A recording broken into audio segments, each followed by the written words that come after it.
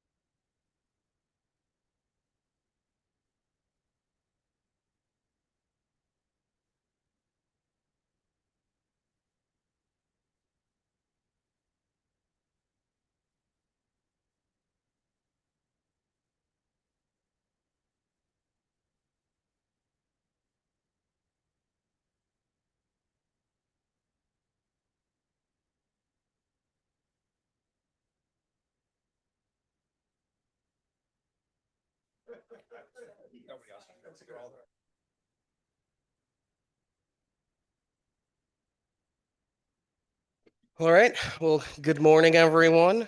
I will officially convene the Executive and Legislative Nominations Committee's public hearing for Thursday, February 19th to order. We have 4 items on this morning's agenda. We will start off with the House Joint Resolution is a resolution confirming the nomination of Samarth Basanth of South Windsor to be a student member of the State Board of Education.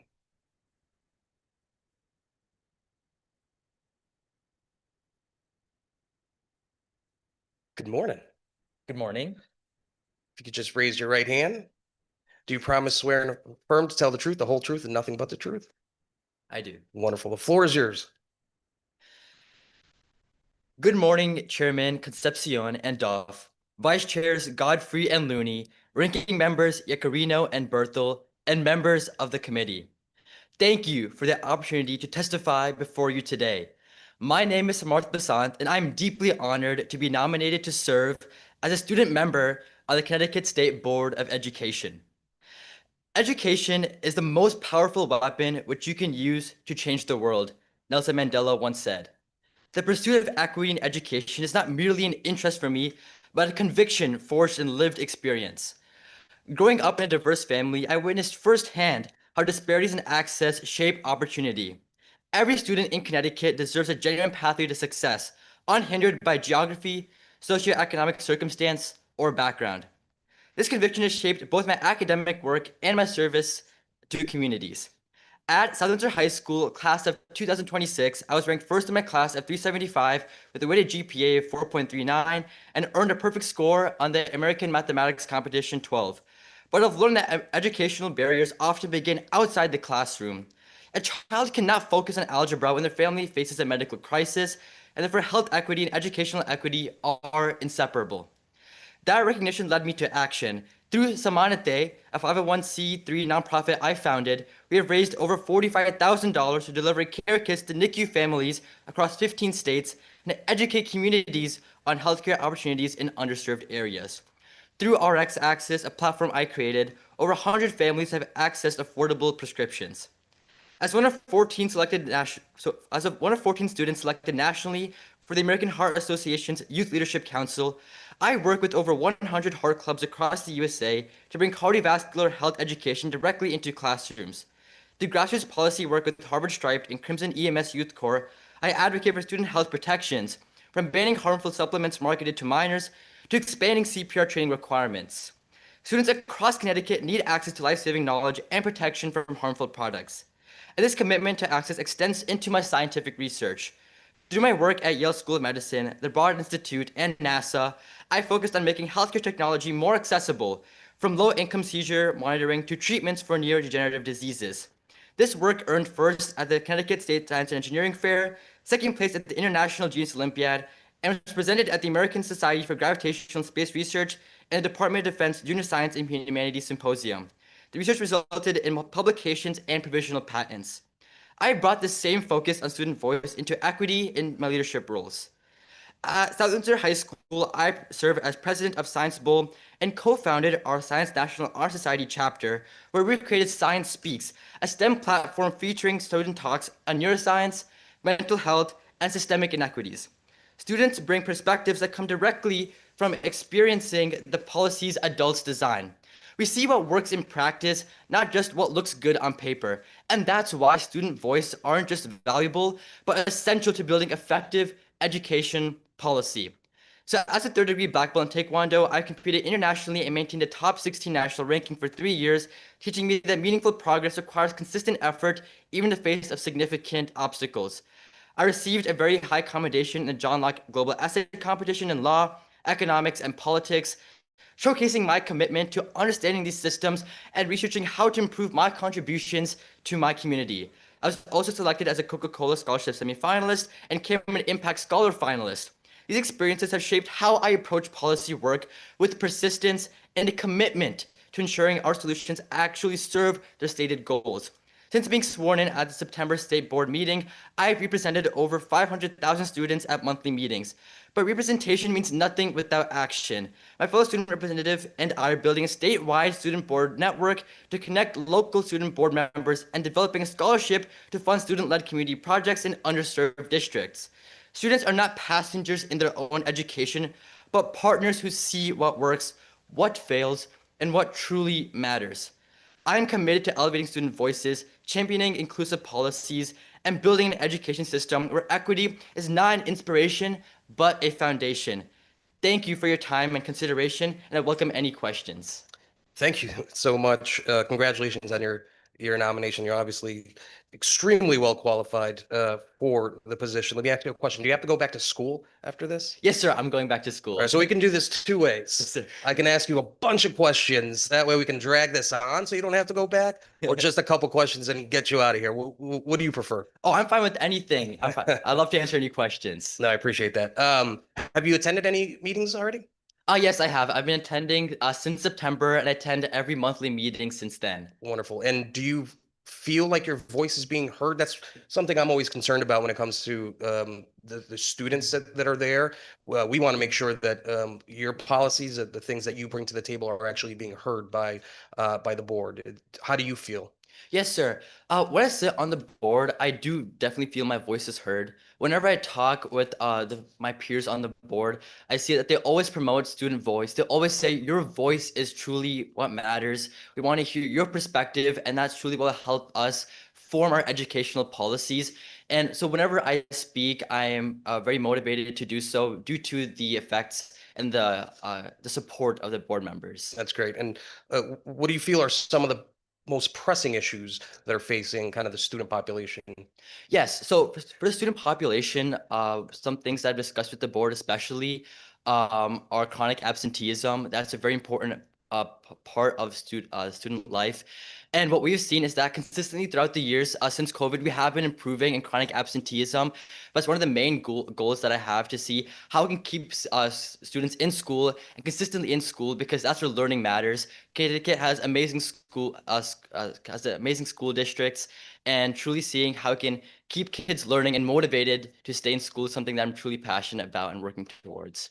And I do have to ask you about a cell phone ban. Yes, sir. It's Yeah. been floated around, in this building for a few years now. What are your thoughts on banning cell phones from the classrooms from start to finish? Yes, sir. Cell phones, while they are important for communication with parents and peers, I do feel that it is a hindrance to student learning, especially in schools. When I do see my peers, especially, a lot of times they will gravitate towards their phones instead of what the teacher's teaching at that moment. Especially what I've seen in my school is that when teachers employ, for example, student pouches, where students put their phones in pouches before they enter the classroom environment, their productivity increases substantially in that regard. So I do see having some type of limit or even a ban on cell phone use in school would be a great improvement to educational quality. That's a wonderful answer. My last question is your 501c3, your nonprofit. Yes, sir. Samanate, It means, and what does that mean? yes, sir. It means health equity in my mother tongue, Kannada. Oh, that's great. Yes, sir. Wonderful. Well, again, congratulations. Thanks for being with us this morning. With that, I'll turn it over to some of my colleagues who I'm sure have a few questions, starting with Representative Sir, Yaccarino. thank you. Good morning. Thank you, Mr. Chairman. Good morning. Very impressive. Thank you for volunteering. You'll be volunteering for the State Board of Education. Yes, sir. Have you attended any meetings yet? Yes. I was. Oh, yes, sir. I've been attending since my September induction. I've been attending every monthly meeting since then. I've not missed any meetings. North Haven, I represent North Haven, the Yes, sir. 87th district. Tisha Hallinan just became kid governor. She's a fifth grade student. And I went to the swearing in. It was very impressive. Yes, sir. And I will say, Tisha and many of her peers and yourself, it's really a bright spot for our world. It gives us, to me, quite a bit of hope. But what Tisha stands for, what her platform was, and I think I like your platform also, is for kids with disabilities that are forgotten. Yes, sir. And I think that's all too often kids that either can't hear well. At one point I didn't hear well and I had to have surgery and I corrected my hearing. If you can't hear, it's really hard to learn. So I think what you do, what Tisha does, is really important for children to get a good education. And you're role models for us in a sense, because we all learn from each other. So I think it's very impressive. But you had mentioned STEM. Is that are you going to school for to become a doctor for Yes, sir. Yes. So a big part of my life, especially throughout high school, has been in science, specifically neuroscience. So I do see myself in the future going into a role, exploring medicine, health, and society, how healthcare, how that interacts with society, but especially seeing how I can go to the policy side of it as well, the policy side of STEM, and how I can inform policy, especially around drug use, around affordable biotech, and especially how can move that towards student-centered and education-centered policy. I think it's important. Me as a legislator, I was elected in 2010, sworn in 2011. And the first couple of years, I had the things I really wanted to try to do. But by I think 2012 or 13, I looked at STEM for job growth, for research, for medical research, for pharmaceuticals, for a host of items. And I looked at Connecticut. I always Palo Alto, that's California. Yes, sir. They're really the formation of so much STEM and so many inventions. I looked at that and I looked at Maryland and Massachusetts, and I thought we could rival them. And I think with people like yourself, we could continue to do that. I think it's vitally important for so many areas, especially for healthcare. Yes, It's sir. just vitally important. But you're very impressive. Just listen to your fellow members. As an adult, you're an adult. You have to listen to each other to actually do a good job. So continue to listening and learning, and embrace what you do. I think you're very impressive. Yes, thank you so much, sir. I appreciate you stepping up. Thank you. Thank Mr. you Chair. for your time. Thank you, Representative. I should mention that there's a bunch of committee meetings going on, so Yes, sir. some of our members will be coming in and out, and we have a few members online. Speaking of which, Senator Berthel. Good morning, Mr. Chair, and thank you for the recognition. Samarth, I am so impressed by your presentation this morning, your background, the work that you've done as a young man. And I do not want to keep you from getting back to school, so I actually am not going to ask you any questions. I just wanted to say congratulations on your appointment, and keep doing great things, young man. You're very impressive, and I look forward to seeing the other contributions you make to Connecticut and wherever you may end up in your adult life. So congratulations, and Mr. Chairman, thank you. Thank you. Sir. Any other questions from committee members? Joe? Representative Godfrey. Good morning. Good morning, sir. Congratulations. Thank you. I represent Danbury. I worry about curriculum. Great.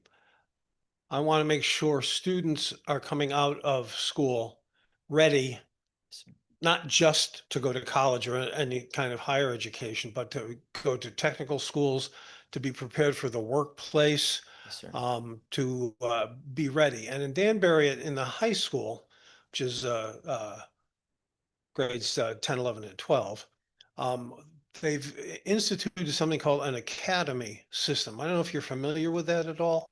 Briefly, sir. Yes. Yeah.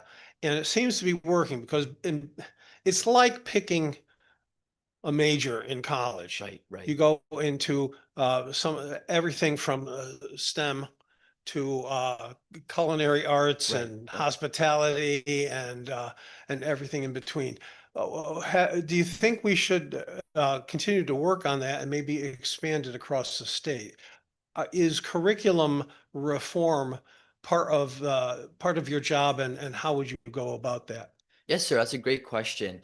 I've been discussing this topic, especially with my co-rep, and a big thing that we just think is that enabling more dual enrollment and certification opportunities for students is a very important priority, especially at a recent board meeting that I had last week. A big topic was seeing testimonies of students who went through this process of dual enrollment classes, certification, and how they were able to come out of high school with the ability to go to go into the workforce, to have those skills and skill sets to apply a large variety, whether that be culinary, whether that be CAD, and seeing how that can directly affect their work right out of high school has been truly remarkable.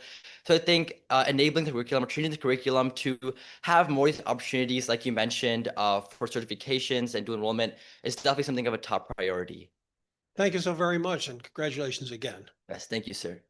Thank you, Representative. I don't think anybody's asked what your plans are after high school. Oh yes.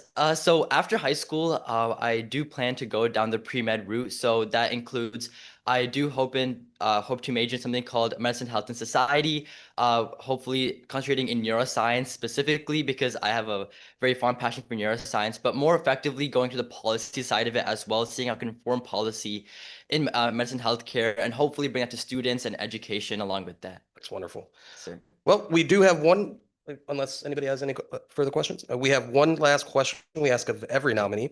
Is there anything in your past you believe might prove embarrassing to this committee, to the governor, and to the state of Connecticut? Oh, sorry, sir. Can you say that one more time? Sure, it's, I'm sure you haven't, but is there anything in your past that you might believe might prove embarrassing to this committee, to the governor, or to the state of Connecticut? No, sir. Perfect. Sir. That's a great answer. Yes, thank you. So thank you so much. Congratulations. Well, yeah, we'll get you back to school. Yes, Thanks so much. Much appreciate your time. Thank you so much for this opportunity. Absolutely. All right, moving right along.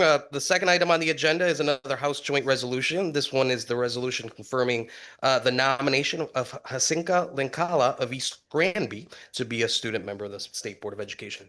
Good morning. If you can raise your right hand. Yep, Do you promise, swear, and affirm to tell the truth, the whole truth, and nothing but the truth? yes. Wonderful. The floor is yours. Thank you. Chairman Concepcion and Duff, Vice Chairs Godfrey and Looney, Ranking Members Yacarino and Berthel, and members of the committee. Thank you for the opportunity to testify before you today. My name is Hansika Linkala, and I am deeply honored to be nominated to serve as a student representative on the Connecticut State Board of Education. My journey in education did not begin with policy. It began with questions. Growing up in the smallest school district in Connecticut, I often wondered why some students had access to opportunities and resources while others struggled to be seen and supported. Those questions gradually transformed into commitment, not just to succeed within the system, but to reshape it. As a student, I have sought to understand education from multiple perspectives, including classroom learner, community advocate, researcher, and policymaker. At East Granby High School, I have pursued a rigorous academic path with 10 AP and dual enrollment courses while taking on leadership roles that allowed me to amplify student voices. Serving as a student representative on the East Granby Board of Education, I conducted student surveys, presented policy reports on school safety and technology use, and facilitated communication between students and district leadership. Through this work, I learned that meaningful change happens when students are not treated as passive recipients of policy, but as active contributors to it. This belief has guided my work at the state level. As one of 2 governor-appointed student representatives on the Connecticut State Board of Education, I represent more than 500,000 students across the state. Alongside my partner, I have focused on building structures that make student voice sustainable rather than symbolic. We are working to create a statewide network connecting student members on local boards of education, enabling students across districts to share insights and strengthen communication between local and state leadership. We have also begun developing a mini grant initiative to support student-led projects that address community needs, empowering students to translate ideas into tangible impact. In addition, we are working towards the launch of a statewide student newsletter to highlight student perspectives and innovative practices across Connecticut schools. Through these efforts, I have come to understand the complexity of statewide educational policy and the responsibility of ensuring that student representation is institutionalized. My interest in educational policy deepened through my legislative internship with the Connecticut Commission on Women, Children, Seniors, Equity, and Opportunity. There, I co-authored the Commission's 2024 legislative report, focusing on language access, domestic violence services, and mental health disparities in the Asian American and Pacific Islander communities. I helped design resource guides for survivors of domestic violence, analyzed desegregated data to identify gaps in service access, and conducted research on interpreter shortages affecting immigrant families in schools and social services. Working at the intersection of law, equity, and public policy revealed how legislative decisions directly shape students' educational opportunities and family stability. At the same time, I have sought to connect policy with storytelling and history. Winning the Daughters of the American Revolution, Patriots of the American Revolution essay contest at the national level was not only an academic achievement, but a formative experience. Through historical research and writing, I explored how democratic ideals are shaped by those who speak up, challenge injustice, and expand access to opportunity. That process helped me see education not merely as a system of schools, but as a cornerstone of democracy itself, especially in today's age. My academic and leadership journey has culminated into my acceptance to Georgetown University, where I plan to study public policy and continue exploring how law and education intersect. Yet my aspirations are not limited to personal academic success. They are rooted in the broader goal to ensure that every student in Connecticut, regardless of background, has access to an education that recognizes their full potential. Ultimately, my work across school governance, legislative research, curriculum development, and community advocacy has shaped a central conviction. Students must not only be represented in educational policy, they must help shape it. Thank you for your time and consideration. I'm so grateful for the opportunity to continue serving Connecticut students, and I welcome any questions at this time.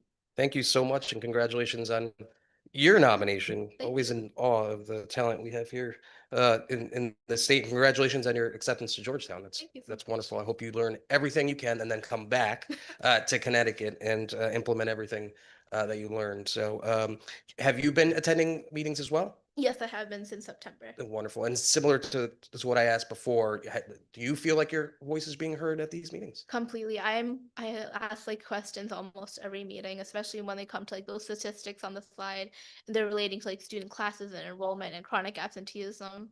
I'm very interested in all of that. That's great. I hope you keep asking those questions. Yes. Similar to what I asked before on policy issues, or what are the most pressing issues that you feel are facing the student population? Yeah, this is a great question. So for me, I think one issue that's really pressing to students at this moment is diversity in education, and I feel like we need to continue expanding access in education. We've had some recent bills regarding to Asian American and Pacific Islander education, as well as other minority groups in Connecticut, and making sure that their education is taught.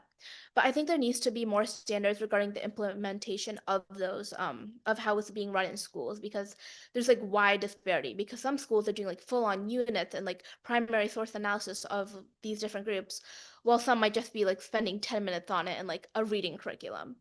And I think spending more time and making sure that students have access to a diverse education where they're learning from multiple perspectives is really important. That's great.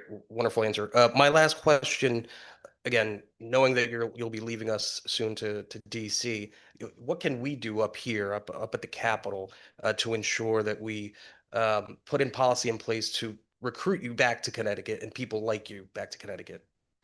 Yeah, I think something that makes Connecticut so great is the fact that I think as a state we care a lot about people's quality of living and making sure that we give that same quality of living that, my parents have went through to the younger generation is really important. And I think talking to these younger generations and figuring out like the pressing issues, like the high cost of living in Connecticut, and sort of like helping like reduce that and just like an overall. I know like it's a lot to do, but I think that's something really important. I want to go back to Connecticut because it's where I consider my home. And also I think it's really safe. There's great schools and there's a wonderful sense of community here. And I think for to like to recruit students to come back to Connecticut, we just need to continue maintaining like that great standard of living. Again, wonderful answer. Congratulations again. I look forward to supporting you. Yeah. With that, I'll turn it over to Representative Yacarino. Thank you, Mr. Chairman. Thank you so much for volunteering and stepping up. I really don't have many questions. Of course, you're very impressive, like the gentleman, but I don't know if you can answer this or not, but the health of the students, do you have a generalized sense of the health of the Connecticut students? Like from your school or kids you speak to, um, like how they're doing at school, like in, the curriculum, like you had mentioned curriculum earlier, just safetyness, feeling that they're getting an education that they deserve or need.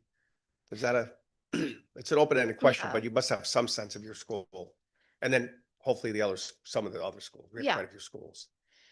In my school, I think a lot of the students are really happy with the quality of education they're receiving because my school, like, we really try to make sure that as many voices are included, and something I'm very proud of for my school. Additionally, with physical safety, my school, it is pretty physically safe. Although I know like that's not the situation for a lot of schools in Connecticut.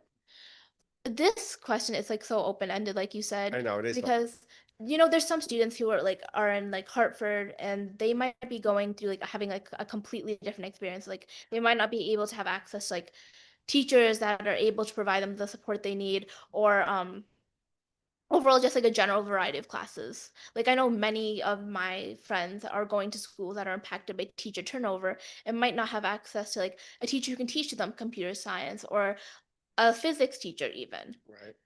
And there's other students from like there's like some other friends that I have that have access to like multivariable calculus. So it's a very diverse span. But overall, I think as a whole, I think Connecticut does a good job of uplifting its students and making sure that they have as many resources like available to them. I think so. My youngest son teaches in Norwalk in middle school, and he grew up in North Haven, and the school system's quite different. But it's just sometimes a struggle. But he loves teaching. He loves helping the kids, and sometimes kids feel like they don't have enough resources. But at the end of the day, they do provide them, and they do give the best education as possible. Yeah.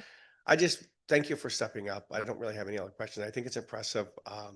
Like I said, I met our kid governor who lives in North Haven, and she is amazing. The past kid governor is amazing.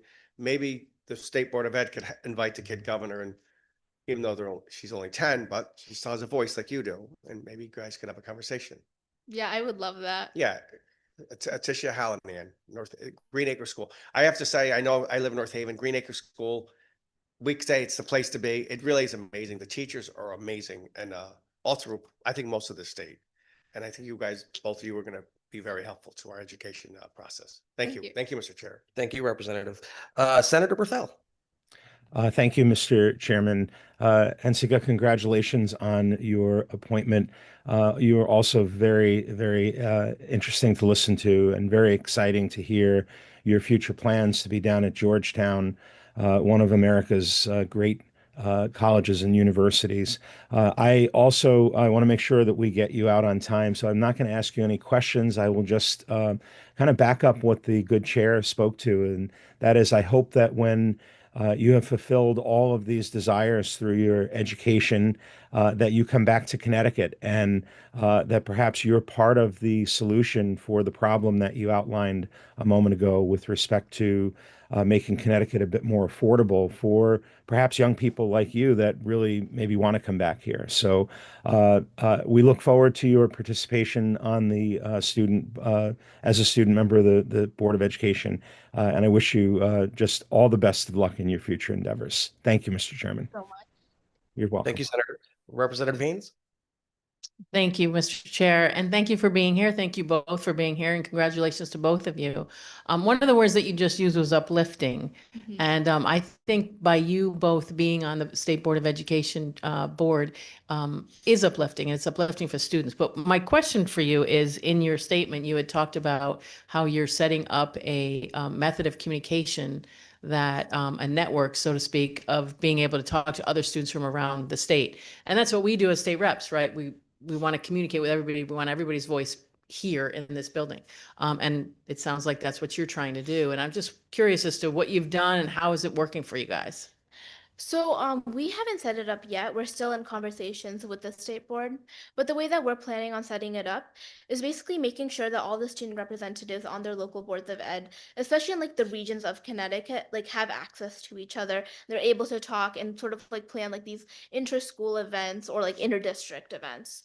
And just really making sure that they have the access, like the resources to like connect with each other and sort of like facilitating meetings. Like that's something that we want to do. Like we're still deciding between like quarterly or like biannually, like how many times like should like all the like representatives from Connecticut like meet like in a Zoom meeting or like even in person if that was possible, just to discuss like what are some common issues in their communities, what are some like individual distinct issues, like how do like these other student representatives think like how can these issues be solved or mitigated in any way, and just making sure that like all these student representatives like something I said is I want it to be sustainable rather than symbolic.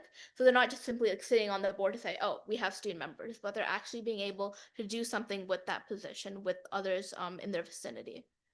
Well, I think if there's somebody out there that can make it sustainable as opposed to symbolic, I think you're the gal to do it. So good luck to you. If you need any help, I'd be happy to help you. Thank you so much. All right, take care. Thank you, Representative Godfrey. Thank you. Good morning to you too. Okay. Sometimes we make decisions about curricula. Mhm. We deal with issues like no cell phones or cell phones in school. We ask the Board of Ed to do the regulations and fill out how these things happen. And sometimes we interfere, and which always troubles me. What would you advise us on some of these issues, like on curriculum and or on cell phones or whatever else you are passionate about? Yeah. So some issues that I'm passionate about, like what I told you before, were diversity in education. I'm also very interested in AI education and sort of like that policy in schools.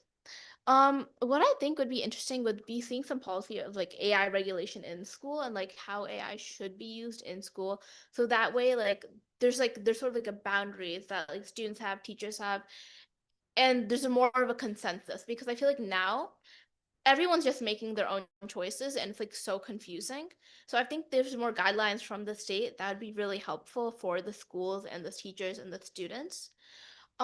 Additionally, what you're talking about with like the curricula, so I think I should touch on that. So I'm on the Yukon AAPI advisory board, and with that, I sort of hear about how AAPI curricula is being implemented in schools.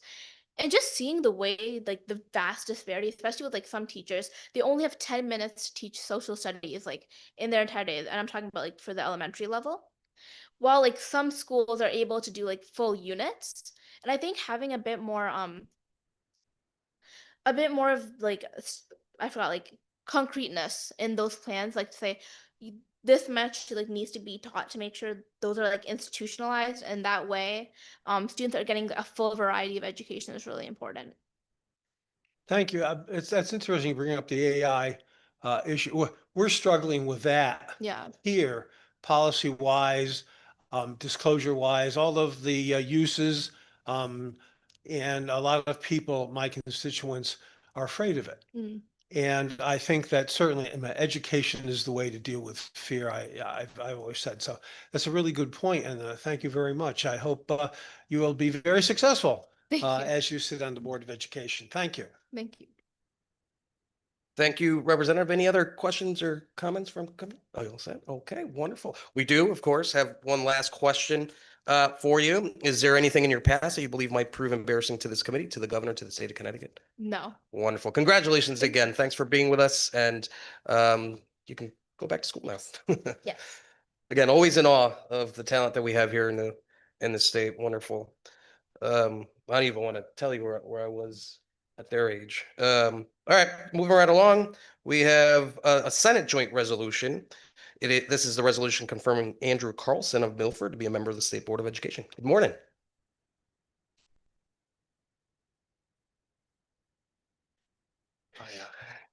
I share your expression of how impressed. Incredible, isn't it? Yeah. If you can raise your right hand, do you promise, swear, and affirm to tell the truth, the whole truth, and nothing but the truth? I do. Wonderful. The floor is yours.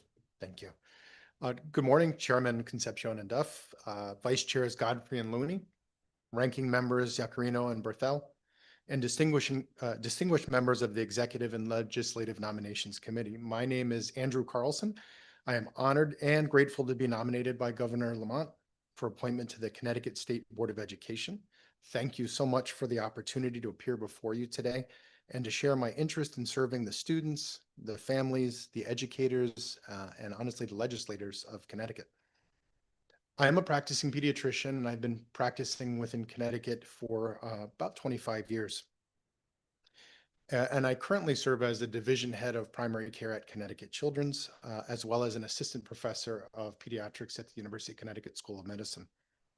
My professional career has been rooted in the care of children and families across Connecticut, with a particular focus on access, equity, continuity of care, systems level improvement. Much of my work has taken place at the intersection of healthcare, education, public service, where meaningful outcomes depend on coordination, trust, and shared responsibility.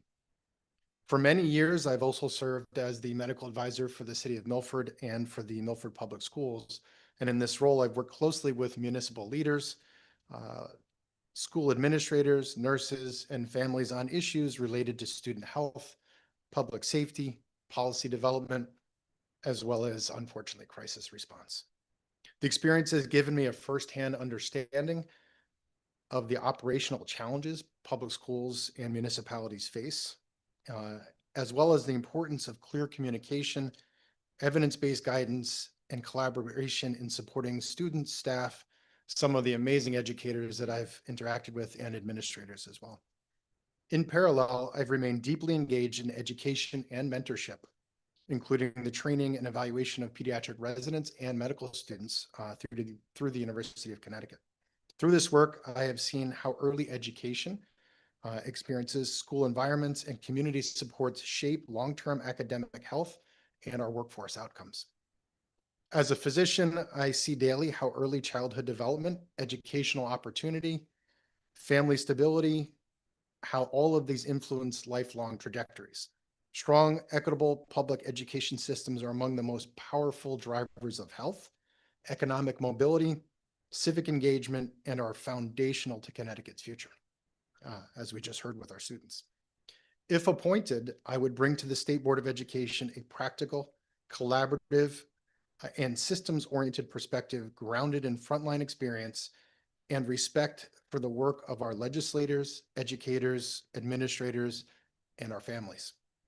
I am committed to listening, learning, and contributing thoughtfully to policies that support students from early childhood through post-secondary education and preparation. I am honored by the governor's confidence in me and would be deeply honored to serve. Thank you for your time and consideration of my nomination. I welcome your questions and look forward to working collaboratively on behalf of Connecticut students. Thank you, Dr. Carlson. Thank you for being with us. Congratulations on your nomination. Is this an initial appointment? Yes, How have you attended any meetings a few since November. since November? I'm actually going to go back to one of the questions that your previous Yeah. speaker spoke about, which was centered around AI. Again, I know you're new, so haven't been to too many meetings, but has the board started to talk about the role that AI has in our classrooms? We absolutely have. And actually, that's one of the areas I'm involved in at the university, and forming and helping to form policy on how we use that with our medical residents in education. But I also attended one of the National Association of Boards of Education meetings where we had a discussion from people among boards across the country about AI and the use of AI in education. And it's a challenging subject. It's a tool.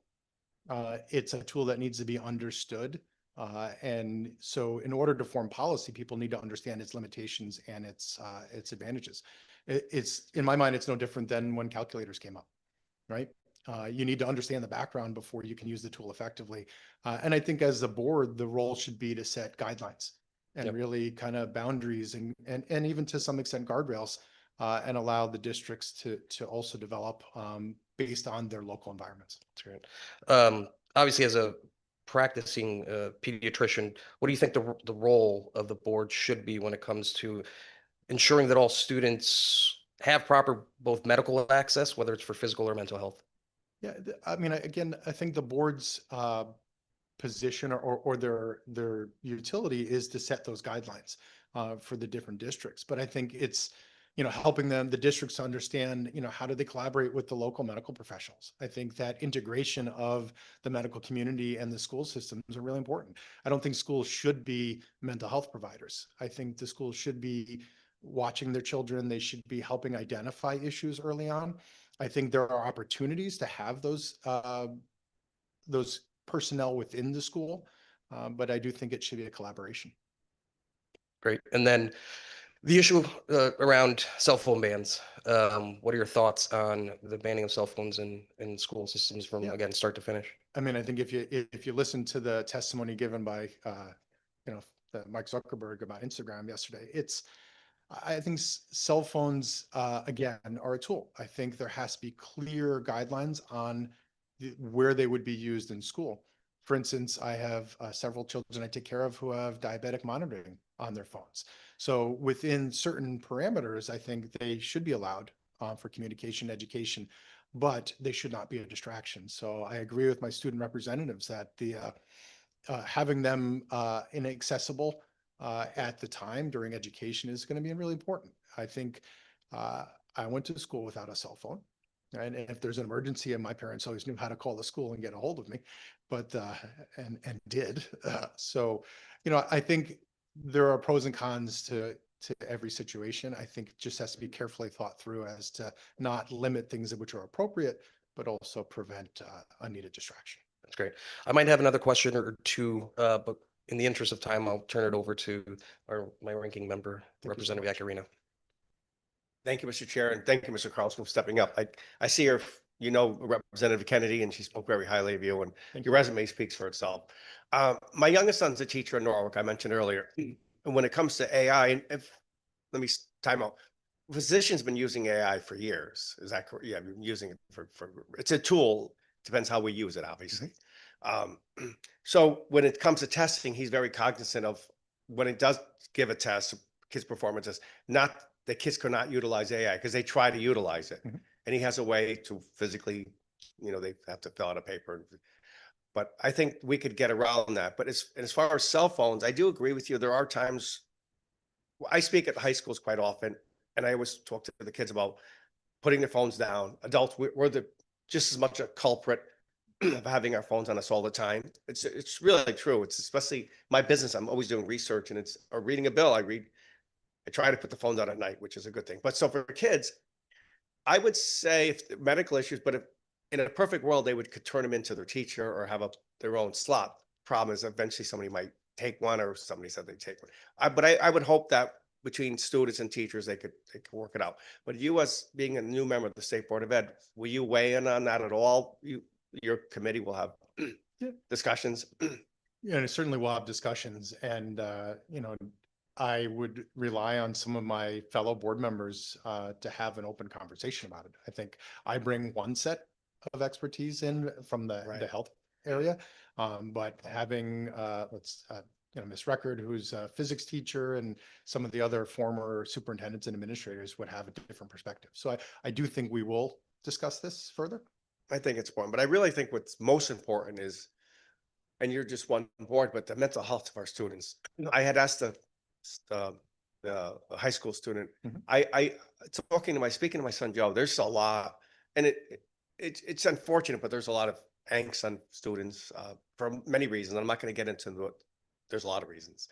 But I would hope that we could somehow address that and really look at it with a clear set of eyes and do something about it, or at least have tools for kids, either through a counselor or communication. It's always about communication. And I know you're one person, and you have that expertise though, as being a doctor, that we look at that. We have to, as adults, look at that. 100%. And I think it's always been there. I mean, It's always been there. Yeah. I've been practicing in the southern part of the state, for a good part of 20 years, and then now up at the Children's Hospital. And, mental health issues had been there always. I think they were definitely exacerbated by the pandemic, the isolation, and things like cell phone usage and social media. So I think I would be wrong to simplify the issue. I do think it's really multifactorial. There are a lot of things that contribute to it that we should be working on, but it is a challenge for our youth. And anything we could do to help. And Connecticut's done a lot of good things. I would say from being here 15 years, which is only a couple of years, we finally addressed some mental health issues for kids. We really haven't done a great job, I don't think. We have not done a great job. I don't think we have. I'm not blaming anybody. I'm part of this equation myself. I just think that we could do a better job. That's all. We could do more. put it that way. Let's rephrase it. We could do more. The governor has a proposal about, I guess, not streamlining in mathematics, it looks like, to have more freedom for teachers, which I really believe in freedom for teachers to teach, critically thinking outside the box. I think it makes a better education. Do you have any, I know you're new, but any sense? Even I think streamlining curriculum, always looking at curriculum for things that are preventing success, that aren't helping our students achieve more is what the board should be doing. We should be looking for opportunities to improve that education in the case of math, but I think also across the board, Right. Looking at are we utilizing our testing the right way? Are we surveying not only the areas with statewide testing that we can focus on to improve, but also where are the districts that are doing wonderfully? I mean, in medicine, we often will use tests not just to identify the challenges, but to identify the successes. If I have a child struggling with education and I'm looking for learning disabilities, the benefit of the testing is looking for the areas where they can learn, identifying the pathways where they can easily learn. So using statewide testing as kind of a systemic metric and identify the districts who are accelerating and how well their students are doing and achieving well, I think it is important. So curriculum should not only be, looking at the actual instruction, looking at, how we're evaluating that and having transparency on how we evaluate that. And then what do we do with that data to come back and improve across the state? I really appreciate that answer because I think that's hopefully the right approach. I appreciate you stepping up with the other members, and thank you for your time and wish you well. Thank you, Mr. Chair. Thank you, Representative. Senator Berthel, followed by Representative Linehan. Thank you for recognizing me, Mr. Chairman. Dr. Carlson, thank you for stepping up. Congratulations on your nomination as well. I think it's very, I'm listening to everything that you said. I'm remote today back in my Senate district, but I think it's wonderful to have a pediatrician on the State Board of Ed. I found myself nodding in agreement with just about everything you spoke to over the course of the last few minutes. I think that your perspective on how we move forward with cell phone bans is critically important, and that we don't just go and kind of do one of these blanket take it all away and never let them be used again methods and then dial it back. I think we should be very deliberate about how we craft that policy before the end of the day. I also was encouraged by some of your comments regarding what the role is of the school regarding some of the mental health issues that we deal with. And again, I think having you as a well-respected and well-known pediatrician on the board, you will lend some, hopefully will lend some very important advice to your fellow board members regarding how, as a state, we may move forward with that. And again, I would agree with I didn't hear all the comments because I'm remote, that Representatives Yacarino and Godfrey made regarding mental health issues. I think we've come a long way, but there's still some opportunity for improvement. And again, I would caution that we need to be very, very deliberate about how we move forward with all policies that affect our children. I've had the pleasure of serving on the Education Committee for all of my 12 years in the legislature, so it's very passionate to me. So again, congratulations. I look forward to your contributions to the State Board. Thank you, Mr. Chairman. Thank you, Senator. Representative Linehan. Thank you very much, Mr. Chairman. Hi, and welcome to the committee. Thank you very much for your willingness to step up and serve, Doctor. I will preface this by saying I normally don't ask a lot of questions in this committee. However, the Board of Education is actually extremely important to me personally and professionally. In addition, your comments on children's mental health. I'm one of the lead authors of the transformative mental health bill that we passed a few years ago in conjunction with CCMC. I was really proud of that, and I think that it has created a lot of opportunity for change. I know that my colleague thinks we haven't done much, but I will agree with him that there is still so much more to do. So one of the concerns I had with one of your answers was your exact words were that you don't think schools should be mental health providers. However, in your resume, it does say that access and equity to healthcare was something that you've worked on and is of great importance to you. I feel as though those two things don't actually match up. So I'm going to give you an opportunity. Do you need to expand upon why you think schools should not be mental health providers? Thank you so much. I appreciate the opportunity to clarify. I think schools are critical in identifying, issues of mental health with their students. I do think there is a role for the school counselors in providing that service within school. What I should have said is I don't think they should be the only source of mental health care for those kids. I do think there is a role of collaboration with community mental health providers and with the children's pediatricians in coordinating that care together. Sure. So, I understand that. I think one of my concerns is that access. Right. And the State Board of Ed did have to get involved when there was lack of access and in one of the districts to mental health care, and the students had to rally in order to get that. It should never be to the point, in my opinion, where the students have to rally for the things that they need for their local Board of Ed to say no, and then have the State Board of Ed overturn that. So you talked about the integration of supportive mental health policies.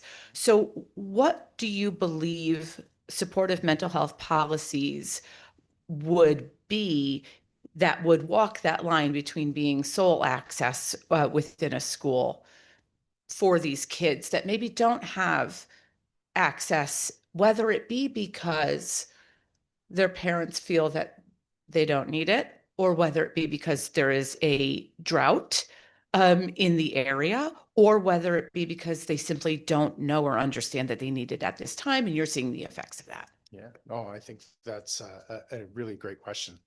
We wish that mental health access was easy in the state.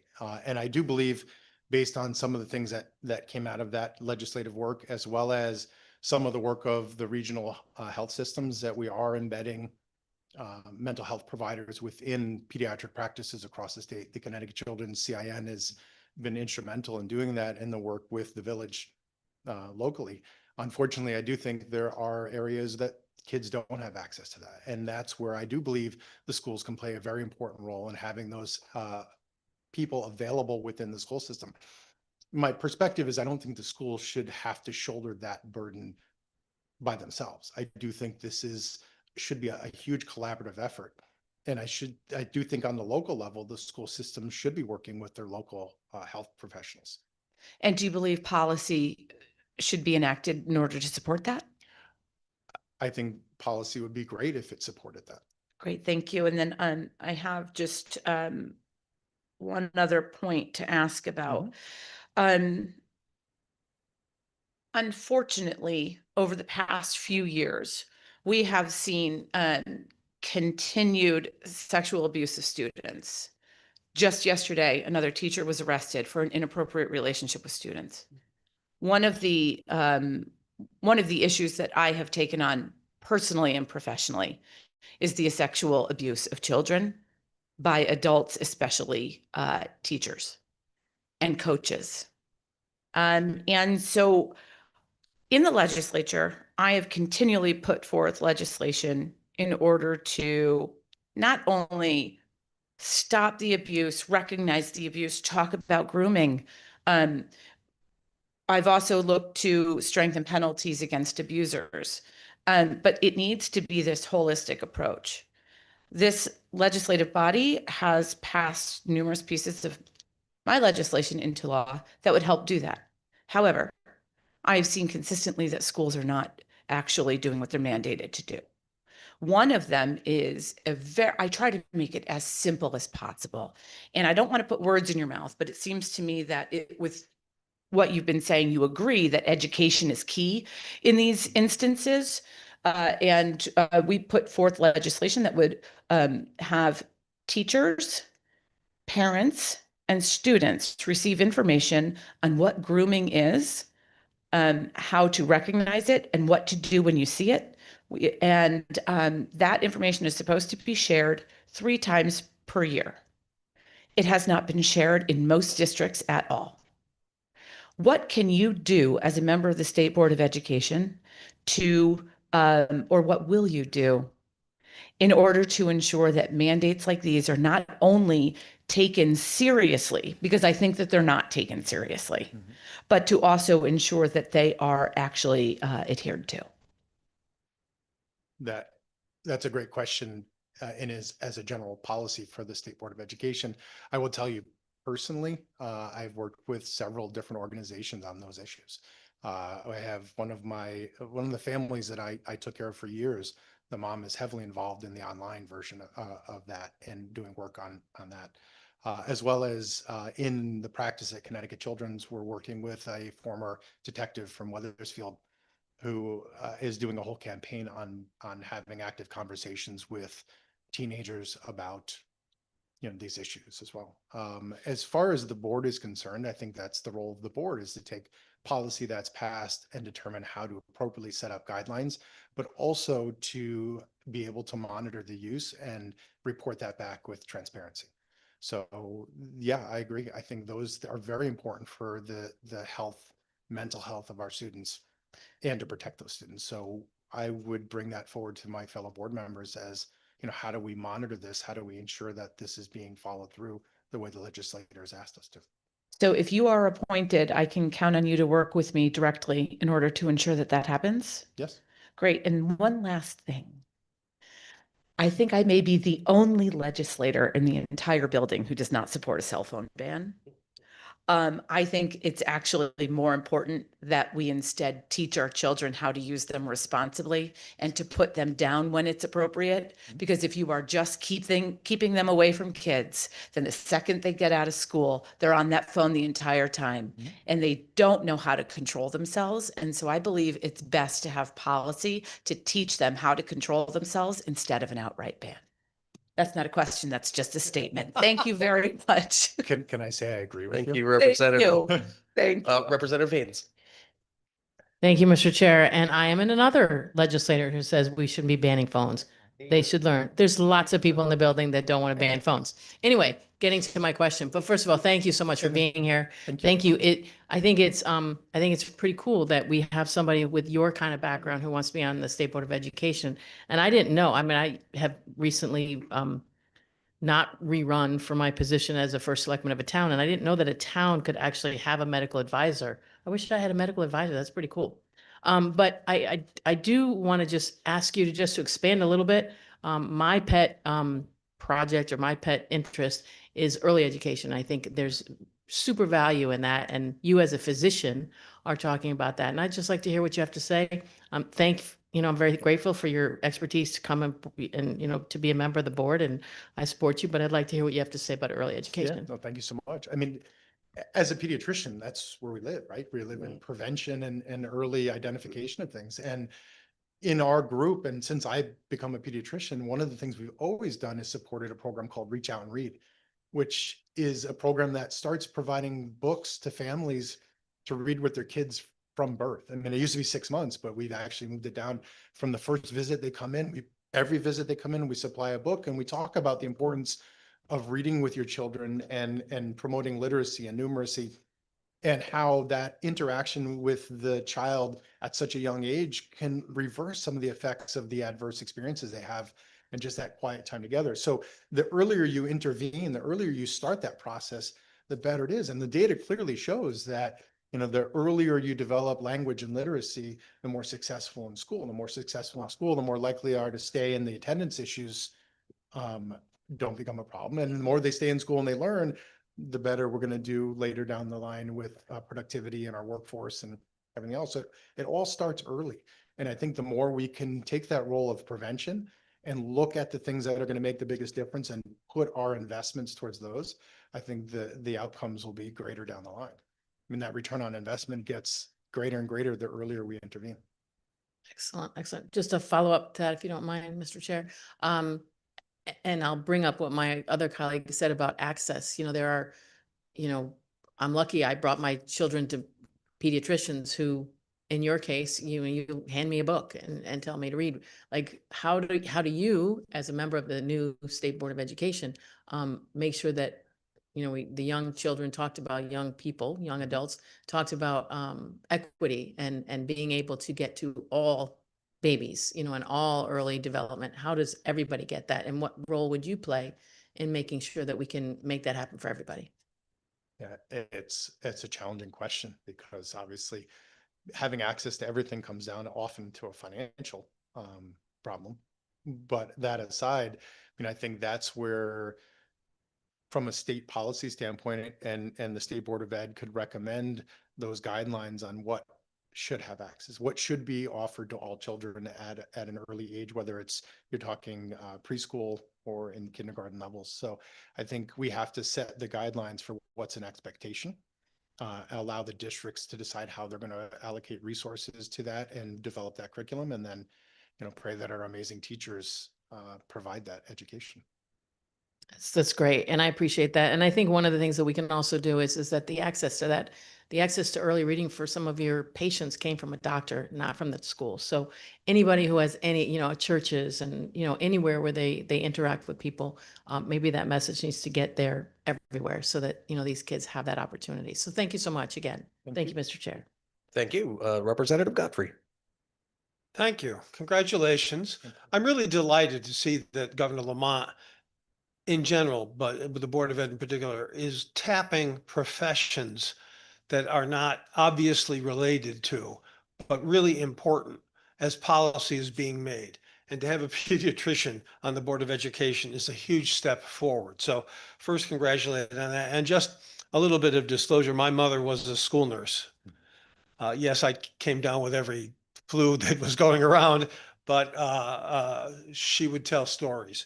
And I'm from Danbury, which is a minority majority school district that includes a very large Hispanic, Latino, which is both Hispanic and Portuguese. I've got large Portuguese, both continental and Brazilian constituencies, and a lot of students whose parents are undocumented.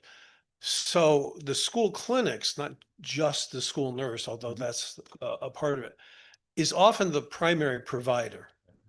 And it's often where one of the students is presenting with something wrong, mostly physical, but also mental health. Is there anything we should be doing to assist in enhancing that provision? It is a wonderful service for the students. Having worked with the school-based health centers within the Hartford area, similar out in Danbury, I think they're an incredible resource for those areas that may not have the access to some of that care. I think personally, as a pediatrician, as someone who supports a medical home, I do think, similar to as I said for the mental health, I do think the school-based clinics need to work collaboratively with those areas around and see if we can provide those medical homes for those children. I think holistic care is really important. I think a lot of the school-based clinics are episodic type visits. And so they're seeing mostly for acute illness. And sometimes the longitudinal nature of their complaints can get lost. So I think encouraging from a guidance level that our school-based health centers continue to work collaboratively with their local health systems, whether it be Danbury Hospital or other ones, as well as the local community of medical providers. Thank you. One of the other issues we're wrestling with here this year, I believe hungry students can't learn. And we're dealing with not only school lunches, but school breakfast. Do you have any comments on that issue that you can help, that would help us? I mean, I agree 100%. I think there are so many things that can present in a child like inattention, whether it be hunger, lack of sleep, using cell phones all night. I think for many kids within this state, it's sad that the only meals they can get or healthy meals they can get are at the school. And I think free school lunches or free nutrition is, and it's sad, it's unfortunate, is an essential part of their care. I agree. If you're hungry, you don't learn very well. I have shadowed teachers, and some of the things you mentioned, for some students, school's the only safe place in their day. Mhm. Uh, and, um, uh, and I've seen kids fall asleep because they can't sleep at home. So thank you for those comments and congratulations. Thank you so much. Thank you, Representative. Any other questions or comments from committee members? Let me check in the Zoom world to see if there's anything there.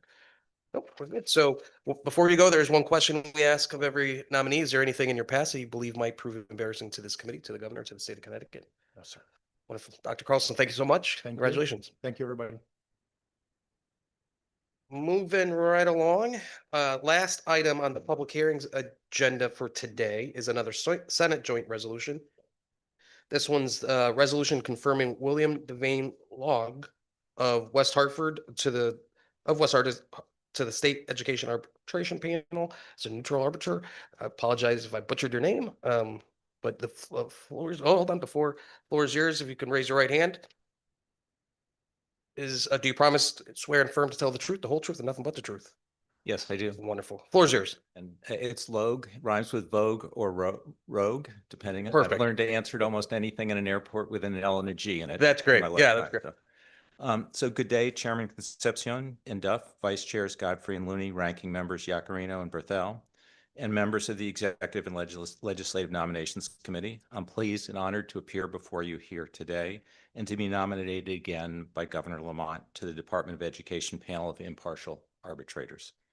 I deeply appreciate the opportunity to appear before you to express my desire for reappointment and to answer any questions you may have. My testimony today largely mirrors my prior appearances before this committee. I look forward to serving the public interest should I be reappointed. For more than 40 years, I've devoted my career to the practice, instruction, and study of conflict resolution. As the son and grandson of educators, the parent of 3 children who graduated from Connecticut public schools, I know the importance of education from the perspective of the students, teachers, administrators, the municipality, and the community at large. I was born in New Haven and moved away when I was young. In 1982, I returned full-time to attend UConn Law School. After graduation in 1985, I briefly practiced law before joining a private dispute resolution firm where I helped form panels of mediators and arbitrators, arranged arbitrations and mediations, and occasionally mediated matters. From 1990 to 1994, I had the honor and privilege of working with Senior U.S. District Judge Robert C. Zampano on matters that were referred to him by other members of the federal judicial bench. In 1994, I established an independent practice as a neutral trainer and consultant. I've assisted parties in resolving a wide range of conflicts, including employment, workplace, collective bargaining, commercial, construction, family business, and other matters. In the public policy arena, I've facilitated environmental, transportation, municipal infrastructure, child welfare, and human service issues, and designed and run public engagement efforts throughout the Northeast. I currently serve on the Department of Education's mediation panel, the U.S. Postal Service redress mediation panel, and several other panels. In the academic, public, and corporate settings, I've been a teacher, trainer of mediation, conflict management, and negotiation skills. For almost 20 years, I've taught negotiation or mediation at Quinnipiac School of Law, where I also run training programs, serve as the director of the Center on Dispute Resolution, and co-direct the Connecticut Agricultural Mediation Program. I've taught alternative dispute resolution since 2018 at Emory Law School. I've also taught select courses and workshops in mediation and dispute resolution at 3 other law schools.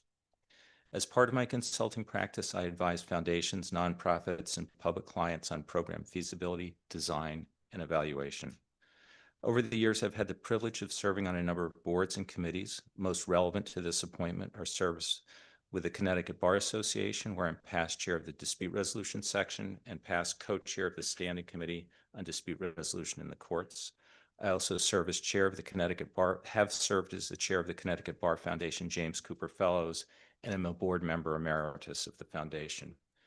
My career has been devoted to impartial work with the goal of achieving solutions that benefit all parties. Over the years, I've had to become accustomed to taking on difficult issues.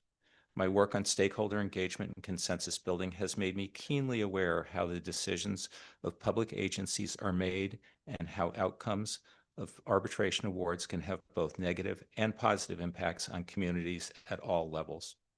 Consequently, I take the role of representing the interests of the public and applying the statutory criteria with a clear sense of responsibility. My feeling is that the parties and public are best served when the parties arrive at a mutually satisfactory outcome. When that common ground cannot be found, the parties deserve a thoughtful and unbiased approach in the arbitration. I believe I can offer that approach. I appreciate your consideration and hope you will allow me to continue to serve the citizens of Connecticut. I welcome the opportunity to answer the questions you have.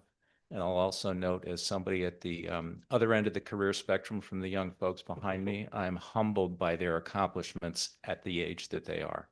So, Agreed. Thank you so much. Congratulations on your renomination, correct? yes. So how long have you served? I've reached that age where time, my wife will tell me if it's 5 No, years, it's 10. that's fair enough. I think this is the third time I'm appearing before this committee. That's great. Have you seen in your tenure, have you seen any trends when it comes specifically to kind of the increases or decreases of contracts that have to go into arbitration? It largely, it kind of, there aren't very many. I think it has reduced over time. Some of it is spurred by trends in education policy or other ways that education delivered. When I was first on, there had been a shift to block scheduling, and that raised a lot of questions around things. Then there were economic trends, which usually reflect in wages and healthcare benefits and how those costs are allocated or increases are made. And so many times an arbitration will start and the parties will settle during the process, which I always take as a good sign. Can you, at least for my purposes, can you just take me through a typical meeting, how it goes? An arbitration Yeah, hearing? yeah. Yeah, so the way it usually starts, and the legislature has set very specific timelines, both for the negotiation, a mediation before things get to arbitration. So each of the parties selects a representative, the union one and the Board of Education the other, and then there's a neutral chair. That would be the role that I would serve in. They are, if you're not selected, you're pulled out of a hat by the Department of Education and appointed by the commissioner. And at that point, you have between the 5th and the 12th day to start the hearing, and it usually starts with what we call a bump and run. And that's essentially an administrative hearing. How many days do we need? What are the issues? And then you have to conclude the hearing by the 25th day. And typically the parties show up and you get a couple of binders that are between 3 and 5 inches thick with a lot of information that reflect the statutory criteria to support their contentions. Some of it is presentation by representatives. Sometimes it's, for instance, professional folks from the unions or counsel for the parties. And then there may be witnesses and this is all taken under oath. Typically, there's some examination and cross-examination in a very informal setting like you would find in a court process. And then the arbitrators may ask some questions. At the close of the hearing, then there's often post-hearing briefs, and we have 20 days to render a decision. Got it. Thank you so much. I really don't have any further questions. Just thank you for your willingness to continue to serve in this role. With that, I'll turn it over to Representative Vaccarino. Thank you, Mr. Chair. Recording. Thank you. I think you're good. I'm good. Thank you. Thank you, Mr. Chair. Logue, Yes, do you still teach at Quinnipiac in North Haven? I am not teaching this semester, but I am down there running training programs. I've got 2 mediation trainings coming up this spring. I grew up right around the corner. They used to fish quite often right at the pond. There's a few ponds over there. It's a lovely spot. Beautiful place. Yeah. I was just there last week at the medical school. I have just a couple of questions. So if there's an issue with the teachers, you would, the arbiter there, or say the Board of Ed, is there ever an instance where it's the superintendent or the administrators of a school that you would be an arbiter for, or it's just the union? So it's from the phrasing of your question, it's a question, it's sounding like you're speaking about issues around individuals. These are for the collective bargaining agreements for the agreement. So there's a separate grievance process which might occur, which could go to arbitration in terms of a disciplinary matter. But these are the contracts for the administrators or for the teachers. Well, I'm just curious about the disciplinary matter. I mean, if they're negotiating, could you give me an example? I apologize. It's not an area I typically I get involved in. There are some arbitrators who do that, but usually the collective bargaining agreement lays out a process for discipline.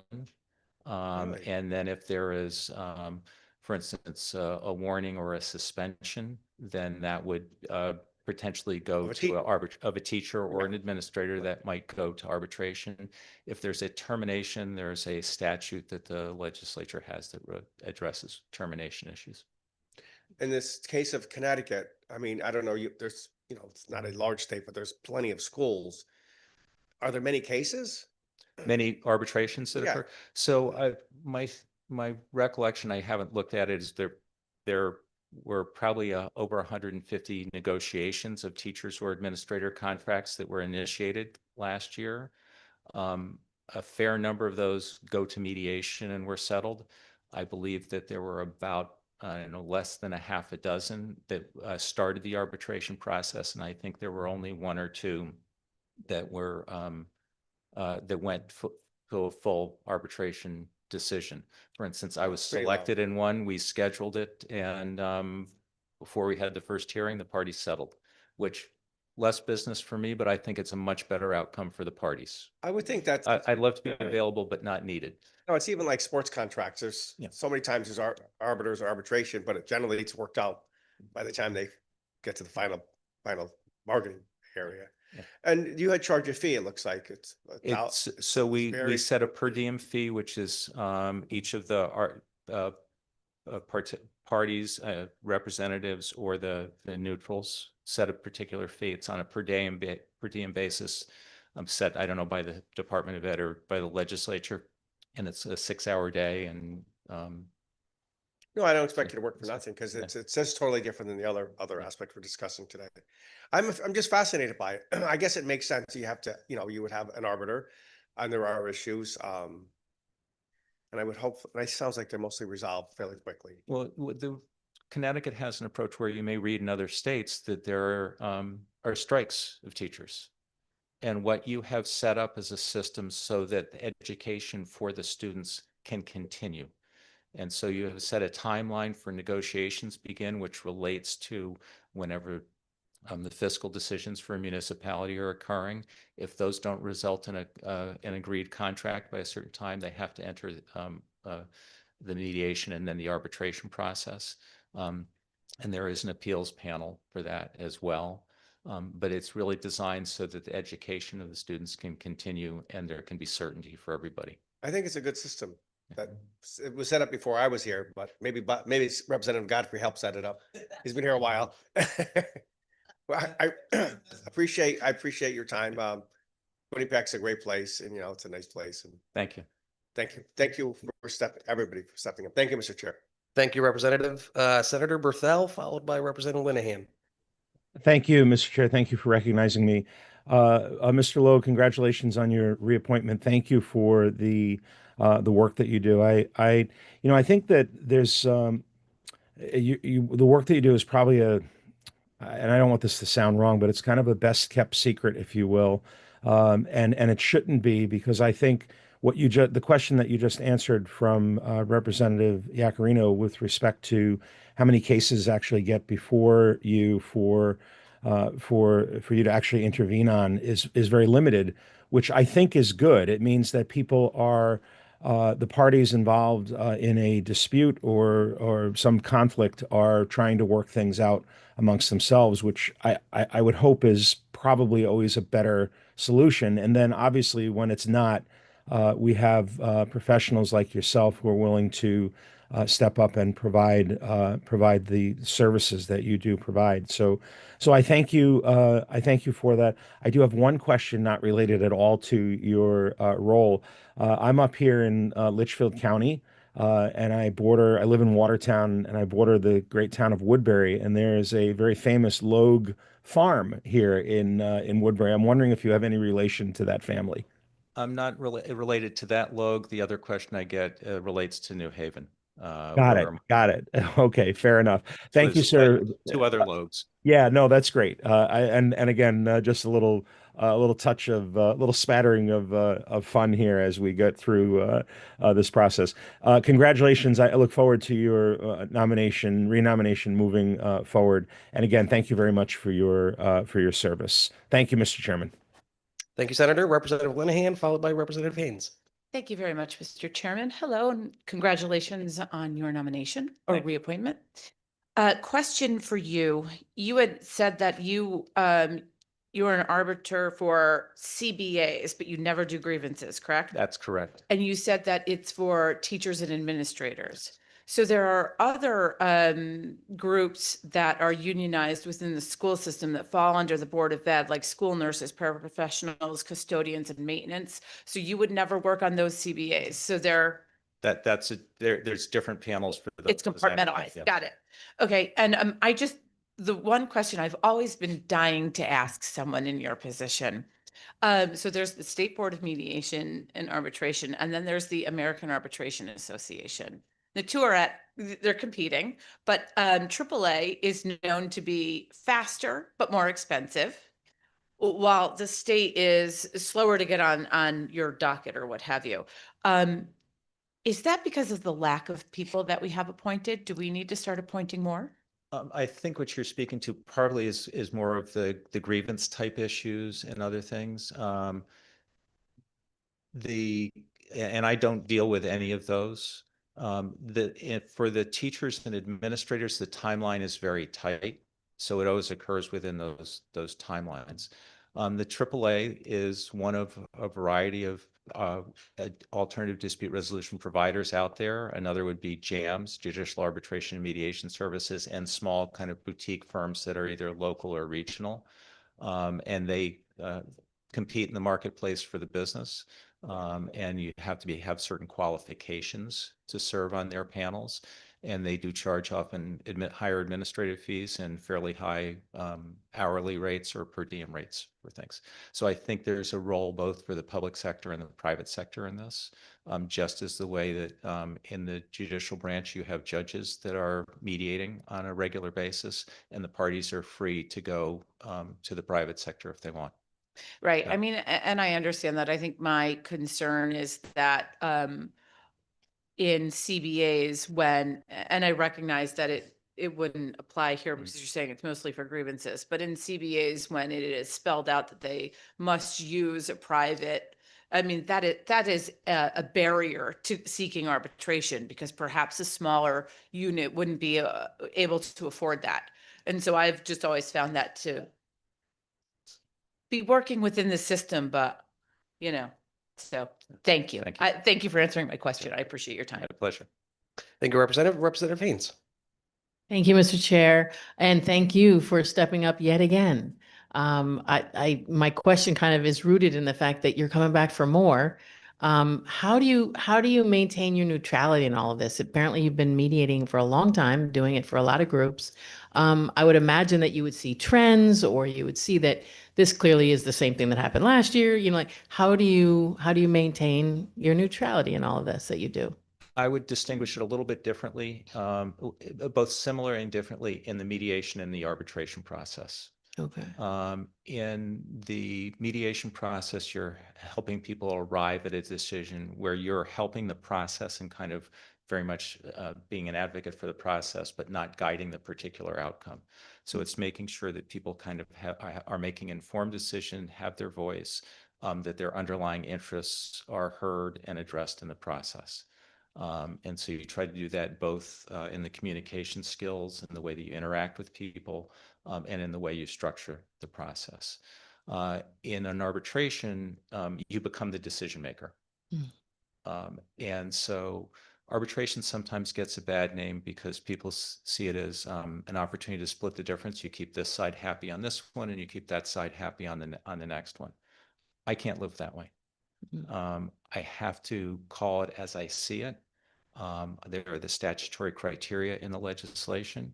If that means somebody is upset by it, I will you know, I'll have to live with that and they'll have to live with that. And I may not get selected again, but I don't want to be doing it that way. I have written decisions in arbitration, which I didn't like the outcome of because it's not the way that I emotionally want it to go, but I've looked at the criteria and had to write the decision that way. And I think if you can, as a neutral in any form or fashion, all you have is your reputation as your stock and trade if you want to get selected again. And if you are known to have integrity and honesty and impartiality, then you can make it in this field. So Well, thank you. Thank you for your answer and good luck to you, and you have my support. thank you. Thank you. Any other questions or comments from committee members? Seeing none online. Before you go, there's one question we ask of every nominee. Is there anything in your past you believe might prove embarrassing to this committee, to the governor, or to the state of Connecticut? No, there's not. Thank you. Thank you so Thank much. you. Congratulations again on your nomination. Seeing no other items on the public hearing agenda, we will adjourn the public hearing portion of the meeting and go directly to the committee meeting as long as the clerk is ready. You good? Yeah? All right. So with that, I will officially convene the Executive and Legislative Nominations Committee meeting for Thursday, February 19th, 2026 to order. We have 4 items under the agenda. The first one being a House Joint Resolution. The resolution's confirming the nomination of Samarth Basanth of South Windsor to be a student member of the State Board of Education. Is there a motion? Motion made by Chairman Duff, seconded by Representative Haynes. Any discussion? Seeing none, Mr. Clerk, please call the roll. Duff, Yes. Concepcion, Yes. Looney, Godfrey, Yes. Berthel, Berthel is a yes. Yakarino, Yakarino's a yes. Bazino, Vizino votes yes. Bonferra, Gresco, Haynes, Harding, Hartley, Kushner, Linehan, Linehan, yes. Martin, Martin votes yes. Nuccio, Quinn, Ritigliano, Sanchez, Scott, and Winfield. Thank you, Mr. Clerk. We'll leave votes open till 3 o'clock today. Second item on the agenda is a House Joint Resolution. It's a resolution confirming the nomination of Hatsinka Lankia of East Granby to be a student member of the State Board of Education. Is there a motion? Motion made by Representative Godfrey. Is there a second? Second by Representative Yakarino. Any discussion? Seeing none, Mr. Clerk, please call the roll. Duff, Yes. Concepcion, Yes. Looney, Godfrey, Yes. Berthel, Berthel is a yes. Yakarino, Yakarino's yes. Bazino, Vizino votes yes. Bonferra, Gresco, Haynes, Harding, Hartley, Kushner, Linehan, Martin, Martin, yes. Nuccio, Quinn, Ritigliano, Sanchez, Scott, and Winfield. Thank you, Mr. Clerk. Next item on the agenda is a Senate Joint Resolution. This one is a resolution confirming Dr. Andrew Carlson of Milford to be a member of the State Board of Education. Is there a motion? So moved. Motion made by Senator Duff. Is there a second? Second. Second. There's so many of them. We'll do Senator Berthel. Any discussion? Seeing none, Mr. Clerk, please call the roll. Duff, Yes. Concepcion, Yes. Looney, Godfrey, Yes. Berthel, Berthel is a yes. Yakarino, Yes. Vizino, Vizino, yes. Bonferra,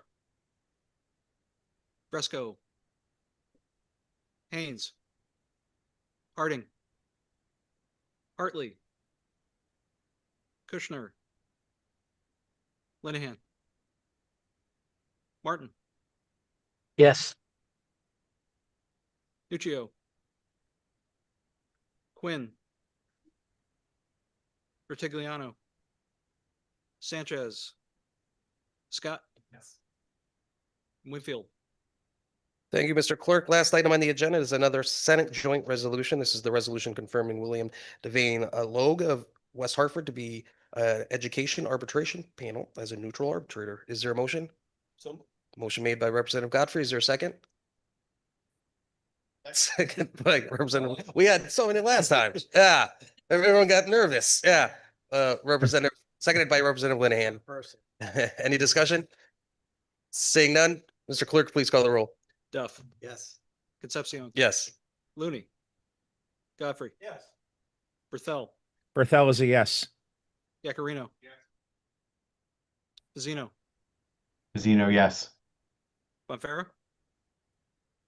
Gresco, Haynes, Harding, Hartley, Kushner, Linehan, Martin,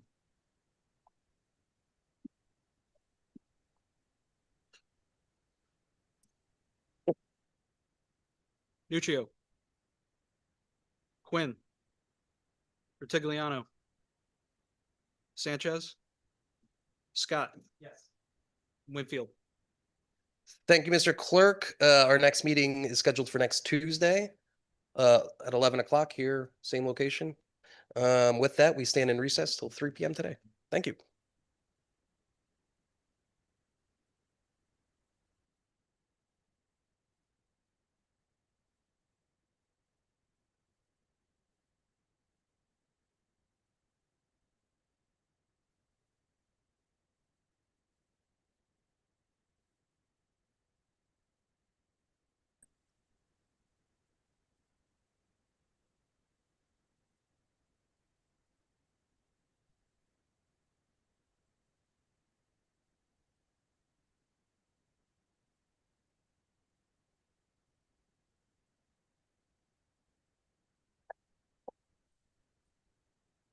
Is it? Hi, this is Senator Martin. Is the clerk there? Yes, hi, Senator. Hi. I had to step out of my car here. So for the last vote, on my yes.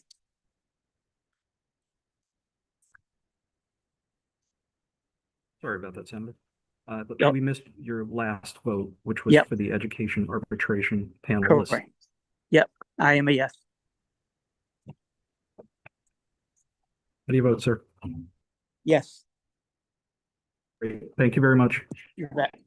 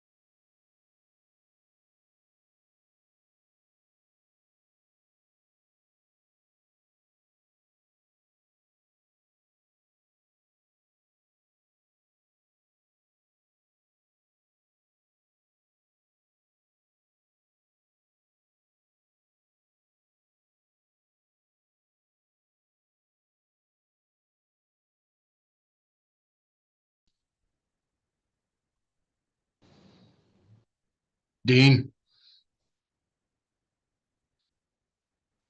Hey, Representative, how are you? okay, how are you? Well, thank you. Okay, so we had 4 today. I, The first 2 are House joint resolutions regarding the student members of the State Board of Education. Yes, for both? yes for both. Yes Thank you. for Samartha and yes for Ansika. Thank you very much. The next one is a full member of the State Board of Education. It's Dr. Andrew Carlson to be a full member of the State Board of Education. Yes, Thank you. Milford And the County. last one is, excuse me, Mr. Logue, who is a state education arbiter of the State Department of Education. I would be yes on that as well. Great. Thank you very much. Thanks for holding the votes open, Dean. My pleasure. Take care, sir.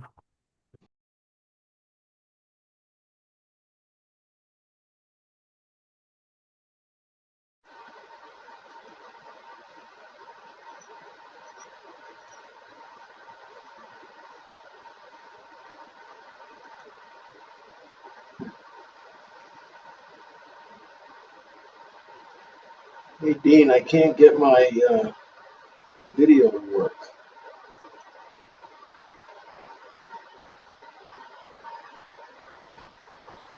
Oh, it's being used by other apps. What does that mean?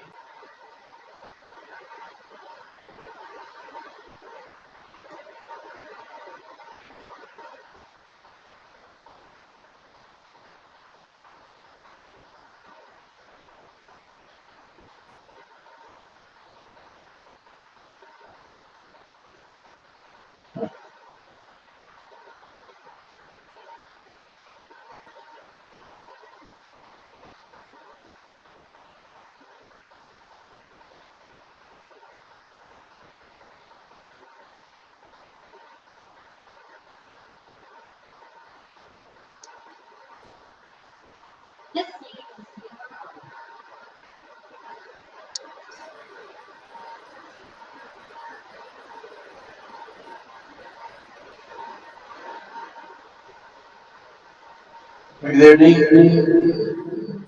Be right with you, Senator. Get feedback here. Let me see if I can fix that.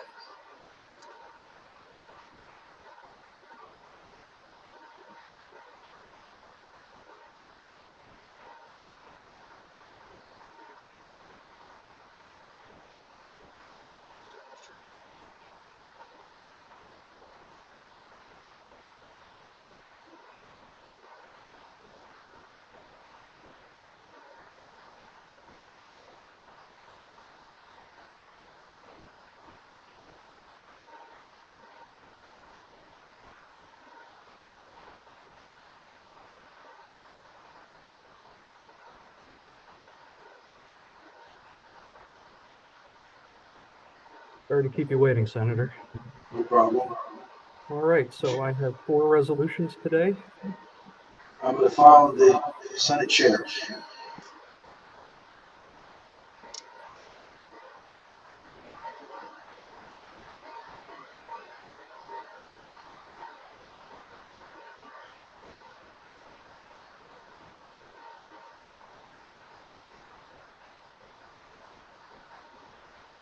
Can you hear me, Dean?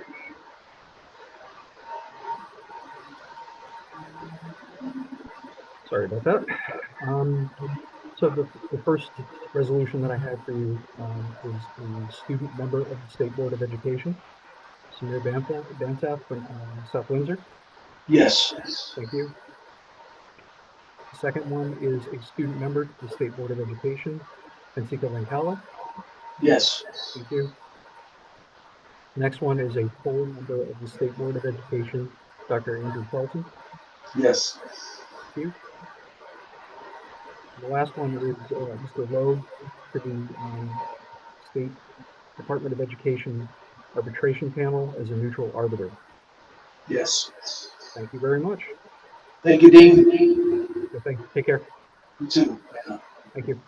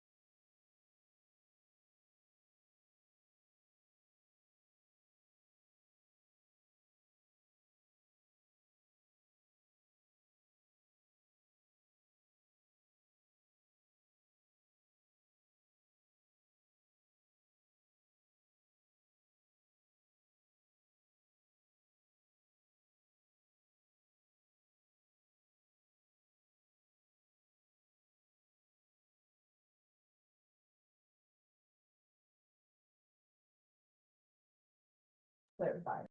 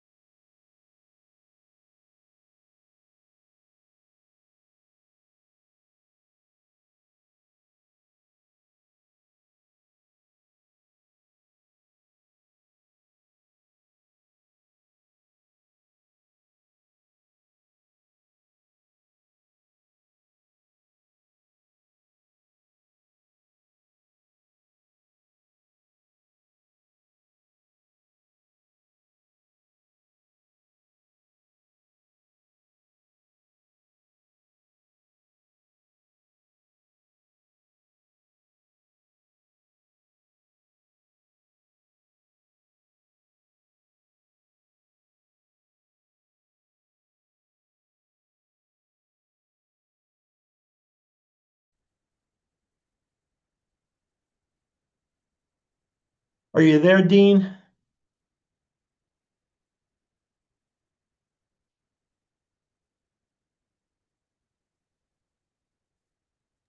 Hi, Representative. Sorry to keep you waiting. Oh, it's only been a second. Don't worry about it. Try to be quick. So we had 4 resolutions today. Yep.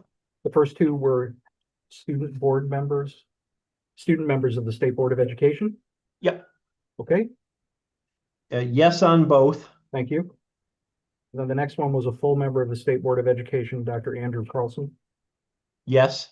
Thank you. And then the last one was William Logue from West Hartford to be a member of the State Education Arbitration Panel as a neutral arbiter. Yes. Great. That's all I got. Okay. Thank you very much. Thank you, sir. All right. Take care. You too. Bye. Bye.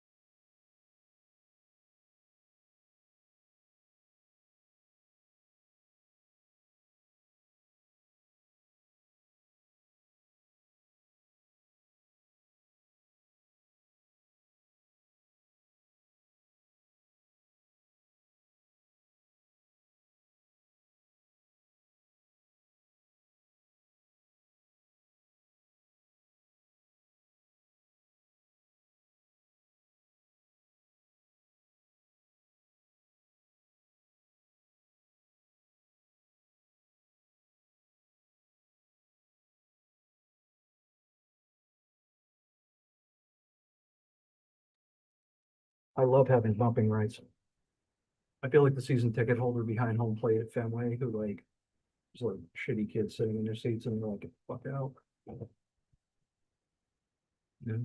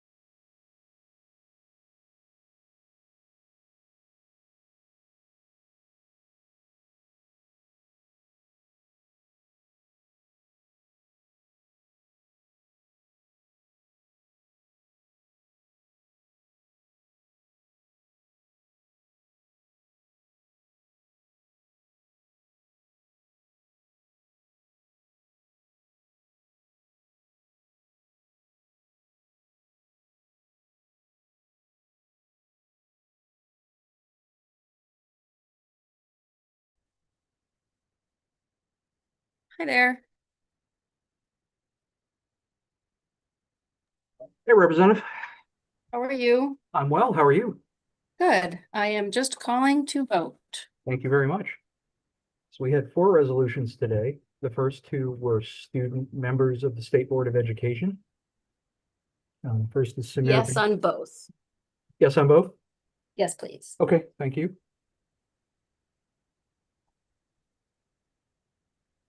The next one was Dr. Andrew Carlson of Milford to be a member of the State Board of Education.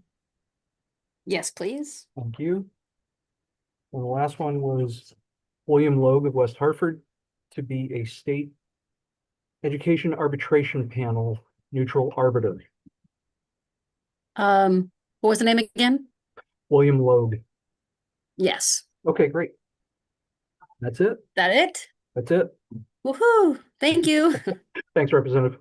Bye-bye. Bye.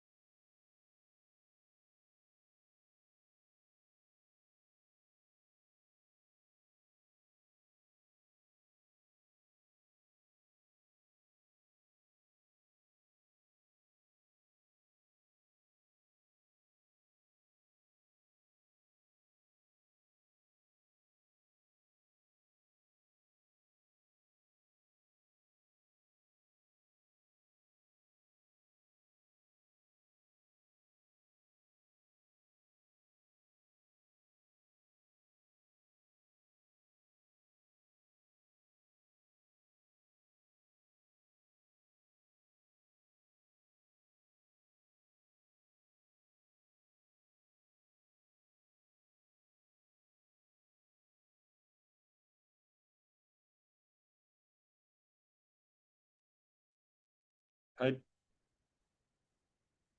Hi, Dean, can you hear me? Hey, Senator, how are you? Hi, good. I'm yes on everyone. Okay, great. Thank you very much. Thank you so much. Yeah, thanks.